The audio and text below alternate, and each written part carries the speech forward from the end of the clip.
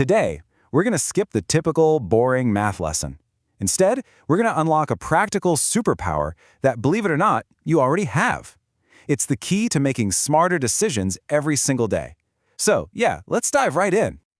Okay, picture this. You're in the grocery store and you see these two options. It feels like a mini pop quiz, doesn't it? Which one should you grab? You know, most of us would probably just guess. But what if I told you the answer is actually super simple to find? No, I'm serious. The intuition to figure this out, it's already built right into your brain. We're just going to give it a name and a really simple technique to turn it into a reliable tool you can use anytime, anywhere. And here it is. Its official, kind of fancy name, a proportional relationship. I know, it sounds a bit academic, but all it really means is that when one thing changes, another thing changes with it, at a nice, steady, predictable rate. That's the whole secret. So how do we actually harness this power? Well, it all comes down to one simple but incredibly powerful idea. Let's just call it the power of one. That's really it. To compare anything fairly, whether it's prices, speeds, even ingredients in a recipe, all you have to do is break it down to a common unit. What's the cost of 1 pound? How many miles can you drive on 1 gallon? This right here is the core of your superpower. So let's go back to our Apple dilemma. To solve this, we just need our power of 1. So for store A, we take the total cost, $10, and we divide it by the total weight, 5 pounds. That gives us our unit rate, $2 per pound. Simple enough. Now we do the same for store B, $6 divided by 3 pounds. And would you look at that? $2 per pound again.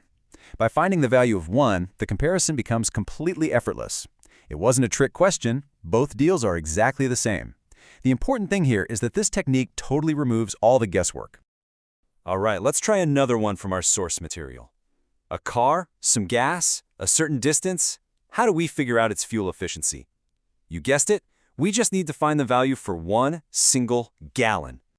Here's how it shakes out. We take the total miles, which is 45, and divide by the total gallons, 3. The result, 15 miles per gallon. That is its power of 1, and once you know that, you can easily figure out how far that car could go on, I don't know, 12 gallons? It's just 15 times 12. Easy.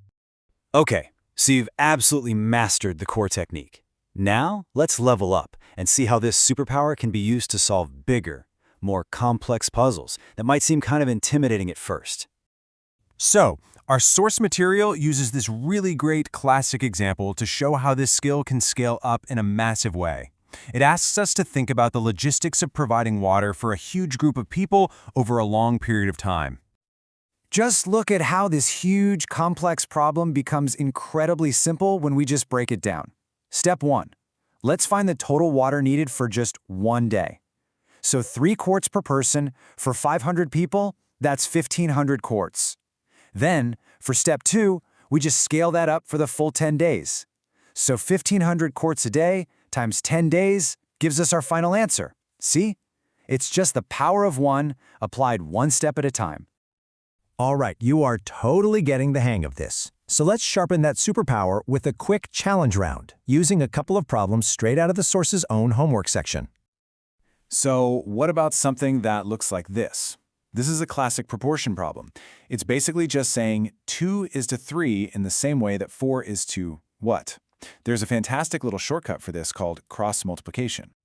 And here's how it works. You literally just multiply diagonally across the equal sign. So 2 times x equals 3 times 4. That simplifies down to 2x equals 12. You divide both sides by 2, and bam, you get x equals 6. It's just a really fast, kind of elegant way to find that missing piece of the puzzle. Okay, one more for you. Now, this might look different, but I promise you, it's just another proportional puzzle wearing a disguise. It's telling us a part of something, which is 90, and the proportion that part represents, 60%. We just need to find the whole thing. We can set this up as a super simple equation. First, let's turn that percentage into a decimal we can actually work with. So 60% becomes 0.60. So our equation is 0.60 times some number n equals 90. To find n, we just do the reverse. We divide 90 by 0.60, and we find out the original number was 150. So after all these examples and these little puzzles, what's the big idea here? Why does any of this actually matter?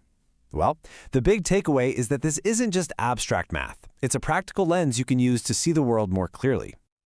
I mean it. This superpower is absolutely everywhere. You use it when you're comparing prices at the store, trying to figure out if you have enough gas to get where you're going, or even just adjusting a recipe when you have more guests coming over. Mastering this helps you plan better and make smarter, more confident decisions every single day. And just to make sure we're fully representing the source material for this explainer, it's worth noting that the lesson plan it's based on wraps up with this particular quote from Psalm 23. So, the next time you're faced with comparing a bunch of options or planning out a project, just remember the power of one. It's simple, it's incredibly effective, and it is a tool you can use for the rest of your life. The only real question left is, where are you going to use it next?